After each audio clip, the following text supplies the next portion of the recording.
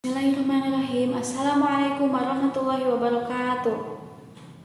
Bapak Ibu anu kusim kuring dipihormat, rekan-rekan anu kusim kuring dipihormat, tipayun mangga urang sami-sami manjatkeun puji syukur kehadirat Allah Subhanahu wa taala.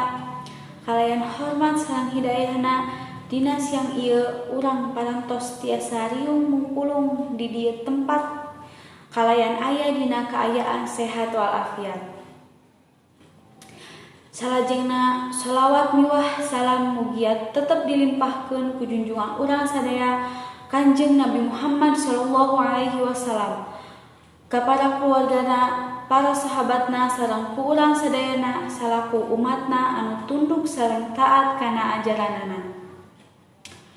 Teknologi mangrupakeun hal anu teu bisa dipisahkeun tina kahirupan sapopoe.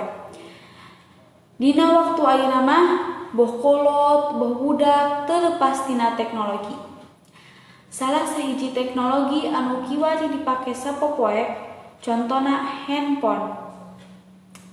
Handphone mangrupakeun hal anu teu aneh deui ti sabudeureun alam dunia.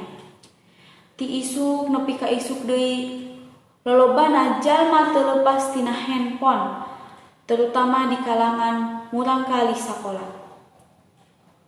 Memang aya sisi manfaat eta handphone upami dianggo kanu kabeneran.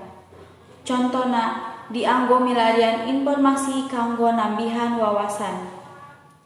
Tapi salian ti eta handphone ge aya sisi kakuranganna. Nyaeta upami dianggo teu leres, contona muka situs-situs anu kirang leres. Ku ayana kitu urang kedah tiasa ngagunakeun handphone anu leres supados aya manfaatna kanggo urang keneh. Sakitu anu kasanggakeun ti sim kuring, hapunten bilih aya kakirangan sareng kalepatan. Wassalamualaikum warahmatullahi wabarakatuh.